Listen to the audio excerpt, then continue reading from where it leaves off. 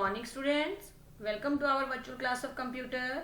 I hope you all are fine and I think that you have revised last lecture about primary memory.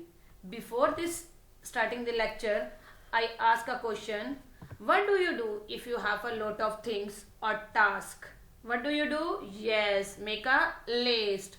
I refer to this list till all the tasks are over and keep on checking the checklist again and again, and to ensure that nothing is missed out.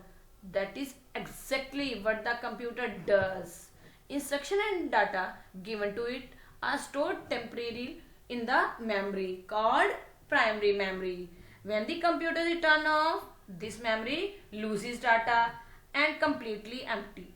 This memory can be seen inside the system unit. Do you know a computer has a huge memory?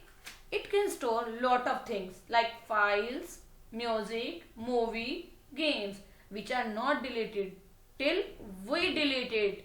Then how this memory loses data? You are right. Computer store data in it whenever you tell it to save. Whatever you save goes in secondary memory. Can you name or provide example of secondary memory? Yes, CD or pen drive. CD or pen drive is a secondary memory.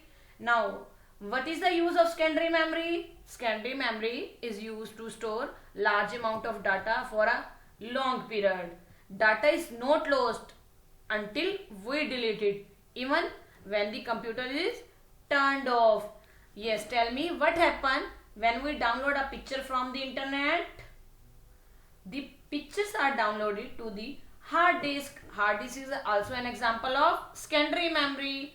Here is an activity. In this activity, you find out the storage capacity of your parent's smartphone. Do not forget to take their permission before checking the device. Here I explain the storage capacity of my smartphone.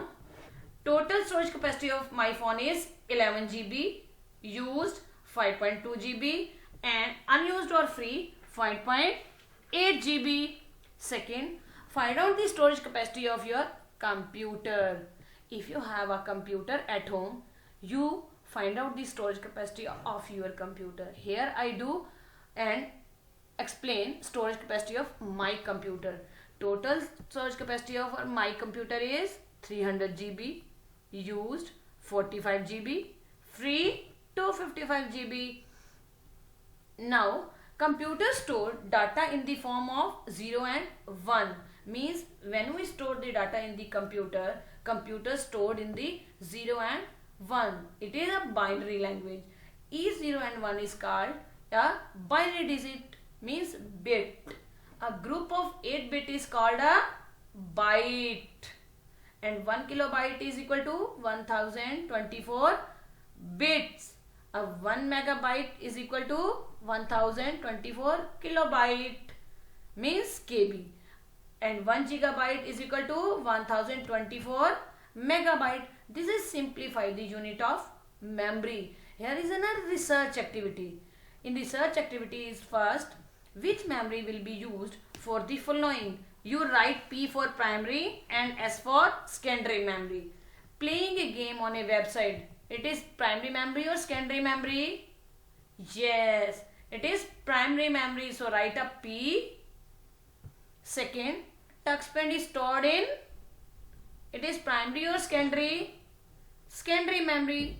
Why it is secondary memory? Because TuxPen is stored in our system unit. Third, when we type in WordPad, we use, which memory we will use?